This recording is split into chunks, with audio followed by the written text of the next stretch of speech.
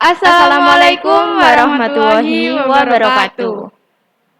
Ini kita sebelum lanjut, mending lepas masker aja kali ya, biar ngomongnya lebih enak aja gitu. Boleh banget, boleh Oke, banget. oke.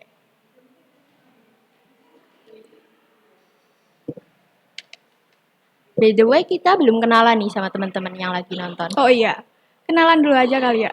Oke. Yuk. Hai semuanya, perkenalkan nama aku Sela Maulidia Sapitri. Dan aku, Berry Limanila Mahsa, Kami dari SMA Muhammadiyah 9 Berondong, Lamongan. dengan nomor urut peserta ME 21 3 PD 044. Jadi, dalam beberapa menit ke depan, aku dan Mbak Beril akan membahas suatu topik yang menarik nih, teman-teman. Wah, topik menarik apa tuh? Eits, tunggu dulu. Sebelum Oke. kita lanjut ngobrol-ngobrolnya, aku mau tanya nih, gimana kabar Mbak Beril sekarang? Aku alhamdulillah hari ini baik. Kalau kamu, apa kabar nih? Alhamdulillah, aku sehat sih. Aku harap teman-teman di rumah yang nonton video podcast kita hari ini semoga dalam keadaan yang baik juga ya. Amin, Amin. amin. Oke, jadi hari ini kita duduk-duduk di sini akan membahas sedikit tentang peran generasi milenial Muhammadiyah sebagai pemimpin di masa depan. Wah, menarik banget ya. Karena ngebahas tentang kepemimpinan atau leadership. Seperti yang kita tahu nih, bahwa setiap manusia pada dasarnya terlahir menjadi seorang pemimpin. Meskipun nggak memimpin orang lain, seenggaknya dia adalah seorang pemimpin bagi dirinya sendiri. Nah, menurut Mbak Beril nih, apa sih kepemimpinan itu? Kepemimpinan. Pemimpin itu seseorang yang memiliki pengaruh besar terhadap sosial, terhadap apa yang dia pimpin. Jadi, untuk menjadi seorang pemimpin ini diharapkan mampu memecahkan masalah, mengambil keputusan, juga menggerakkan orang lain. Jadi gini, kalau misal di suatu organisasi ada masalah, pemimpin yang baik itu harusnya ikut serta dalam memecahkan masalah dan juga mengambil keputusan yang baik demi kedepannya organisasi itu. Tapi untuk memecahkan masalah ini bukan hanya dia saja yang berperan, tapi dia seorang pemimpin itu diharapkan mampu menggerakkan anggota-anggotanya dalam memecahkan masalah. Benar. Jadi pemimpin itu harus mampu menggerakkan orang lain dan memecahkan masalah gitu ya. Ya, benar-benar. Tapi tahu nggak sih Mbak Beril, berhasil atau enggaknya kepemimpinan itu tergantung dari gaya kepemimpinan kita dan kepuasan orang yang kita pimpin. Nah, menurut Mbak Beril sendiri nih, seberapa penting sih memiliki jiwa kepemimpinan dalam diri itu? Untuk jiwa pemimpin sih pasti sangat penting ya. Karena seperti yang Mbak Sela bilang tadi ya, kita terlahir untuk menjadi seorang pemimpin. Meskipun nggak mimpin orang lain, kita tuh pemimpin bagi diri kita. Jadi ketika kita sudah bisa memimpin diri ini, nggak ada lagi tuh yang namanya jiwa-jiwa taklid begitu. Jiwa taklid itu apa ya, Mbak? Jiwa yang suka ikut-ikutan gitu, yang Oh, mudah gitu. terbawa arus, begitu. Menurutku juga sangat penting sih, karena dengan kita memiliki jiwa kepemimpinan, kita jadi lebih bisa memaksimalkan kualitas diri kita gitu. Benar. Dan orang yang kita pimpin pun akan lebih bisa menghargai kita, seperti itu. By the way nih, tema kita hari ini kan ngebahas tentang peran generasi milenial itu sendiri kan ya. Ngomongin tentang generasi milenial, pasti gak jauh-jauh dari yang namanya teknologi. Dan setiap pergantian zaman pasti akan ada tantangannya masing-masing. Nah, menurut Mbak Beril, tantangan apa aja sih yang harus dihadapi oleh para generasi milenial di era modern ini? Untuk tantangan atau hambatan, mungkin itu bisa datang dari luar atau dari dalam. Kalau dari dalam, misal hambatan itu datang dari diri seorang pemimpin itu sendiri.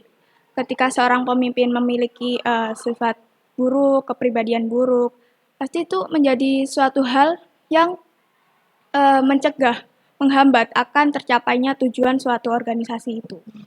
Dan untuk dari hambatan dari luar, mungkin itu ada yang namanya persaingan-persaingan yang ada di lingkungan.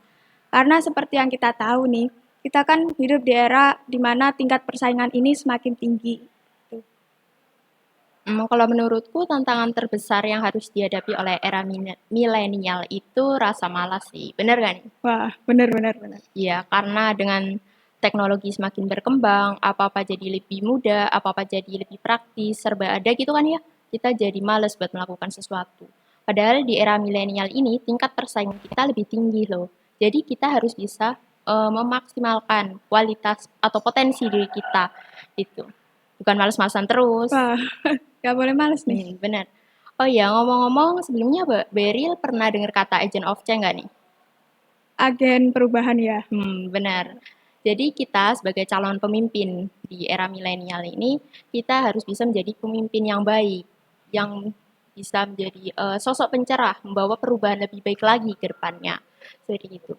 Menurut Mbak Beril, sebagai agent of change, peran apa aja sih yang harus kita lakukan untuk menjadi seorang pemimpin Muhammadiyah di masa depan? Karena kita ini masyarakat Muhammadiyah ya, kita itu harus ikut serta, ikut berperan dalam kemajuan Muhammadiyah kita ini. Karena kita seorang pelajar Muhammadiyah, bisa tuh yang mengikuti namanya IPM. Benar. Juga bisa mengikuti Ikatan Mahasiswa Muhammadiyah untuk ketika kita sudah menjadi mahasiswa. Atau mengikuti ortem-ortem yang ada. Karena dengan begitu bisa menjadi bekal kita untuk memimpin di masa depan. Gitu. Menurutku sih agent of change ini masih ada kaitannya sama semboyannya Muhammadiyah itu sendiri nih, Mbak. Yang mana tuh? Yang amar ma'ruf nahi mungkar. Wah, Benar. Agent of change, agen perubahan. Itu perubahannya mengajak kebaikan dan mencegah keburukan. Kita diajak untuk hijrah menjadi lebih baik lagi dan peduli terhadap orang lain, bukannya mikir diri sendiri terus gitu. Oke, last question. Ada nggak sih harapan dari Mbak Beril untuk Muhammadiyah ke depannya? untuk harapannya, jadi gini Mbak, Muhammadiyah di lingkungan saya ini ya, terbilang cukup besar. Karena apa? Di sini tuh ada yang namanya MI Muhammadiyah, SMP MTS Muhammadiyah, SMA SMA Muhammadiyah. Muhammadiyah.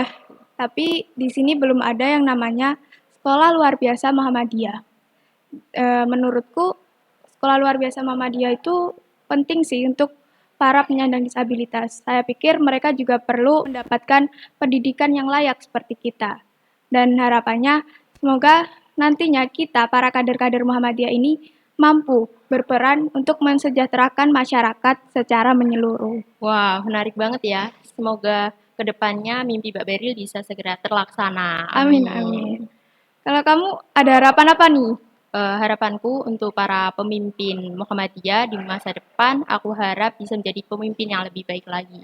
Pemimpin yang solid, pemimpin yang open-minded, pemimpin yang bisa menyatukan atau merangkul seluruh ormas-ormas Islam agar searah dan sesuai dengan tujuan Muhammadiyah, yaitu menciptakan masyarakat Islam yang sebenar-benarnya, sesuai dengan Al-Quran dan As-Sunnah, sesuai dengan pedoman Islam lah tentunya. Seperti itu. Mungkin bisa dengan cara mengadakan kegiatan Islam bersama ormas-ormas lainnya kayak gitu. Wah, benar. Oke, Mbak Beril, ngobrolnya seru banget ya. Wah, sampai Mungkin cukup sampai segini aja diskusi kita kali ini. Semoga kita bisa diskusi di lain waktu ya, Mbak Beril. siap-siap. Dan buat teman-teman di rumah, makasih banget karena udah nonton podcast kita sampai akhir. Akhir kata, Wassalamualaikum warahmatullahi wabarakatuh.